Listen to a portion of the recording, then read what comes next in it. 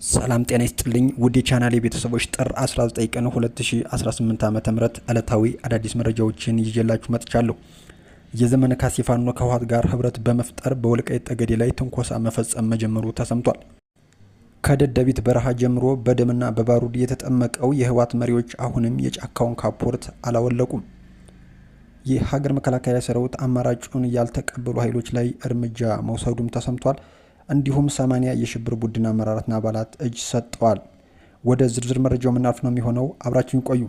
በምስራቅ ጎጃም እና ምስራቅ ቦረና ዞን 80 የኦነግ ሸኔ አመራርና አባላት እጅ መስጠታቸውን የደቡብ ዕዝ ኮር አዛዥ ብርጋዴር ጄኔራል ግርማ አየለ ተናግረዋል። የቡድኑ መከላከያ አመራርና አባላት ጫካ ለጫካ እየተሽሎከለኩ በሰላማዊ ህዝብ ላይ የሚያደርሱት ያልተገባ ድርጊት አግባብ አለመሆኑን በመረዳት ሰላማዊ ህይወትን በመምረጥ እጅ እየሰጡ ይገኛሉ ብለዋል።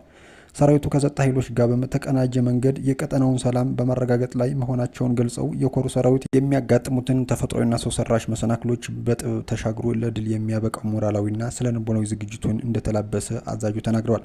የምስራቅ ጉጂ ዞን አስተዳደርና ጸጥታ ጽሕፈት ቤት ኃላፊ አቶ ቦጌ ታፈሰ በበኩላቸው የክልሉ ጸጥታ ኃይል ከመከላከያ ሰራዊቱ ጋር ለቀጠናው ሰላምና መረጋጋት ከምንጊዜውም በላይ በትኩረት እየሰራ እንደሚገኝም ገልጸዋል። ወደ ሌላኛው መረጃችን ስናልፍ የሀገር መከላከያ ሰራዊት የሰላም አማራጭ ባልተቀበሉ ኃይሎች ላይ የተቀናጀ እርምጃ መውሰዱ ተሰምቷል። በአማራ ክልል ሰሜን ጎጃም ዞን የሚንቀሳቀሰው የሀገር መከላከያ ሰራዊት የሰላም አማራጭ ባልተቀበሉ ኃይሎች ላይ በወሰዱ የተቀናጀ እርምጃ አንድ የቡድን መሳሪያ ድሽቃ መማረኩን ገልጿል። የሰራዊቱ አባላት በሰሜን ጎጃም በመክሊት አቅሸት ቀበሌ ባደረጉት ተከታታይነት ያለው ስምሪት ጽንፈኛና ዘራፊ የሆነው ቡድን እግር በእግር በመከታተልና ከበባ ውስጥ በማስገባት ዲኬኤቲ የተባለውን ድሽቃ ማርከዋል።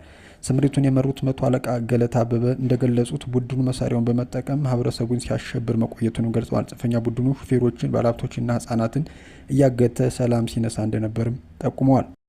በአሁኑ ወቅት ግን ቡድኑ ዳግም መነሳት ወደማይችልበት ደረጃ መመታቱን አረጋግጠው ስኬቱ የተመዘገበው በቀጠናው የሚንቀሳቀሰው የሀገር መከላከያ ሰራዊት አዛዥ ሌተናል ጄኔራል መሐመድ ተሰማ በአዊ ዞን አስተዳደር ቅዳም አካባቢ ከሰራዊቱ አባላት ጋር ባደረጉት ውይይት ያስተላለፉት ትዕዛዝ መሰረት በማድረግ ነው።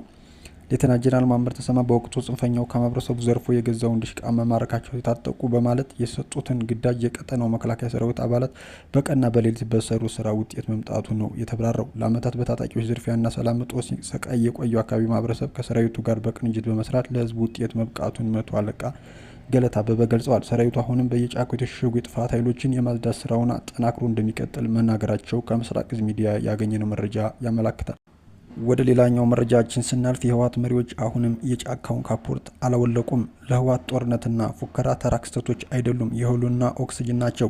ከደደቢት በረሃ ጀምሮ በደምና በባሩድ የተጠመቀው የዚህ ቡድን ስለንቦና ያለ ጦርነት መኖር የማይችል የተቃኘ ማሽን ሆኗል። ሰላም ለህወሓት መሪዎች እረፍት ሳይሆን ማንነታቸውን የሚያሳጣቸው ባዕድ ቋንቋ ነው። ህወሓት የውስጥ አንድነቱ የሚጠብቀው በልማት ሳይሆን በፍርሃት ነው። ድርጅቱ በሰላማዊ ድባብ ውስጥ ሲቆይ የውስጥ ሽኩቻና ስንጥቁ ይሰፋል። ይህንንም ለመሸፈን ደግሞ ሁልጊዜም የተከበብነን የሚል ትረካና አዲስ የማንነት ጠላት መፍጠር ይኖርበታል። ለህወሓት ሰላም ማለት የሞት አዋጅ ነው። ምክንያቱም ህዝቡን ሊያጠፋ መጡ በሚል ማስፈራሪያ ካላነቃቃ የድርጅቱ አስፈላጊነት አብሮ ያከትማል። የጦርነት ፉከራውና ጀብደኝነቱ ህዝቡ የራሱን ኑሮ መጎሳቆል እንዳያይ የሚያደርግበት የውጭ መጋረጃ ነው።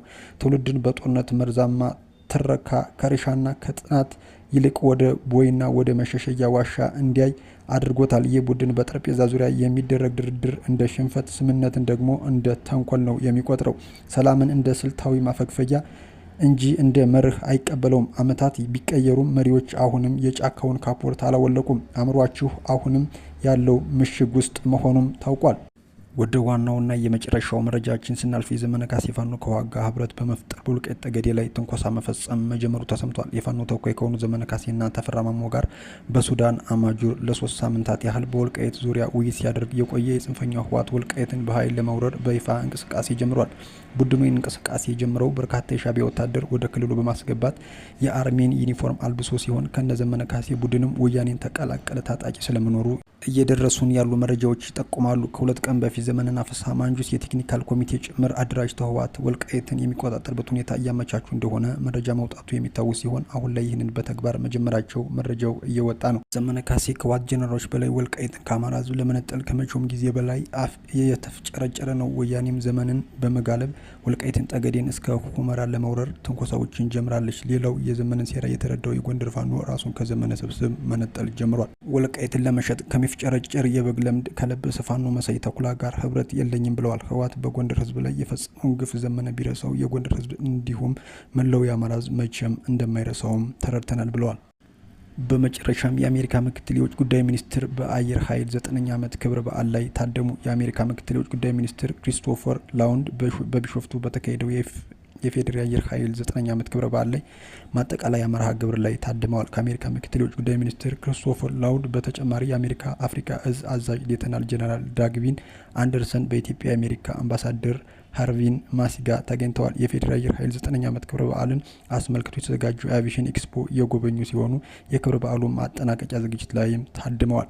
ውድ የቻናሌ ቤተሰቦች ለሰዓቱ ይዤላችሁ የመጣው አዳዲስ መረጃ ይመስላል። በሌሎች መረጃዎች መለስ ነው የሚሆነው። ላይክና ሸር እያደረጋችሁ እንዲሁም አዳዲስ የሆናችሁ ሰብስክራይብ እያደረጋችሁ ቤተሰብ ትሆኑ ስል በአክብሮት ጠይቃለሁ። መልካም ጊዜ